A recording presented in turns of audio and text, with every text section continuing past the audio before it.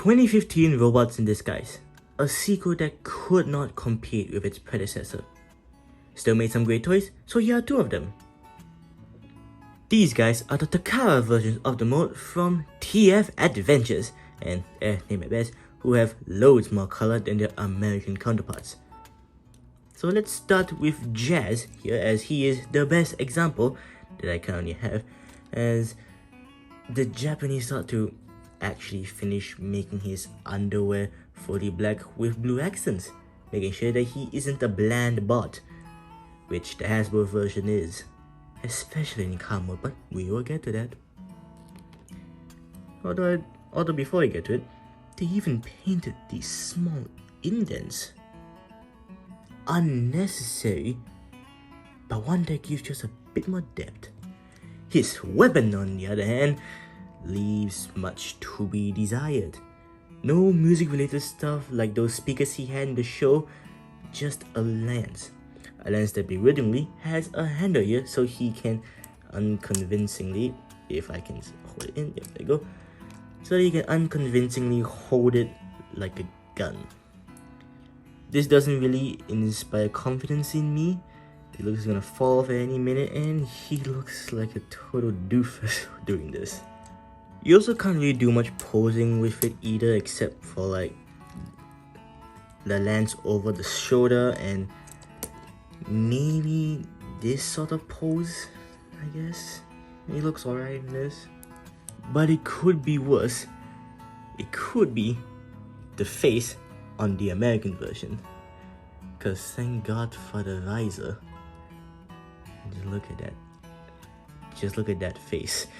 It gives you nightmares.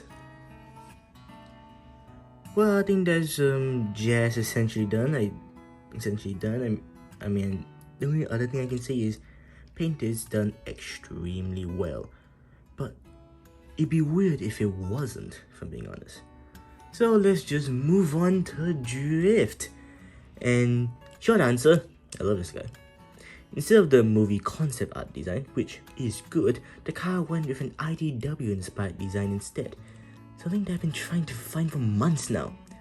I still would like to get Generation Drift, but this is a good supplement. Head, right over here, gives off a more experienced and stoic Drift that won't hesitate to cut you up. He definitely has seen his fair share of battles. He also is constantly pissed off, so there's that as well. I love the vibrant colors found everywhere on this guy that makes him interesting, but not gaudy. And sword sheaths. Yes, it's awesome, period. And you can even pose him like this, like he's about to unsheath his swords. Oh, that's cool. And a side note, he can cross his arms. Nice. As a side note, the RID 2015 toys came with these scannable icons for some mobile game I don't care about. These guys are no exception, as seen here on the box. But, rather interestingly, if you look at them, they don't have it. This is the circle where it would normally be, but it's been painted over. And same thing with Jazz. Now this is very easily explained. The guy who previously owned it hated it and painted them over, with Drift having an Autobot sticker, probably from Toy Hacks. Personally, I am okay with them, but I'm fine with this as well.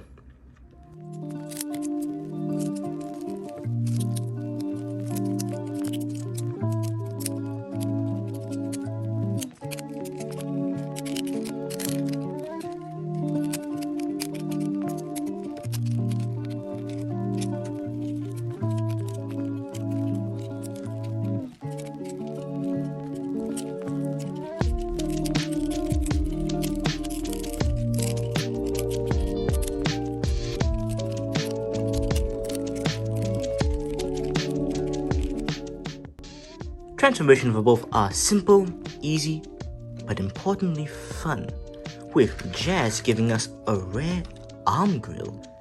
And the vehicle modes are stunning. Jazz almost somehow feels like a funky little car, Something made for cruising the road in undisputed style, with visibility that may or may not be compromised, because if you look at it from the front, you really can't see much. So it's a good thing Jazz can drive himself. And also, the back is actually self-completed, unlike the 86 version.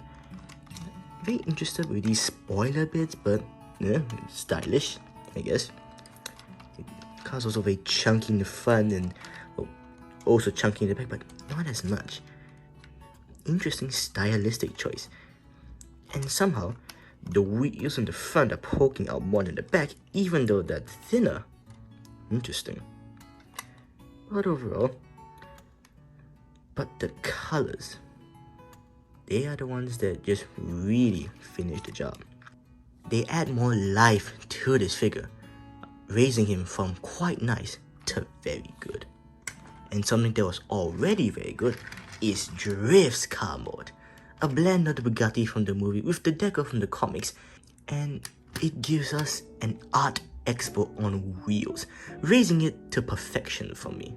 This is just simply awesome. And weapons, Jazz's lance can't go anywhere except the top. It looks stupid. Can't store it on the bottom. Can't do it on the side so I can actually joust someone. A little bit disappointing. Drift, on the other hand, has these tabs right here and here, and you can plug the swords right here. Weapon storage. And it rolls well still. Nice. And with that, I think we can come to a bit of a conclusion, which is that the RID 2015 Touring was filled with gimmick-heavy one-trick ponies and one-step changes. But for people craving a regular Transformer toy, the Warrior class, which these are, were your best friends. Just Transformers with average to good posability and a genuinely uncomplicated fun transformation. My first Warrior class toys already gave me huge amounts of fun, and I unironically like this Jazz more than the SS86 version. This 2-pack was $48 SG, and I find this price perfect. So that's their recommended price. Thanks for watching, and see you next time.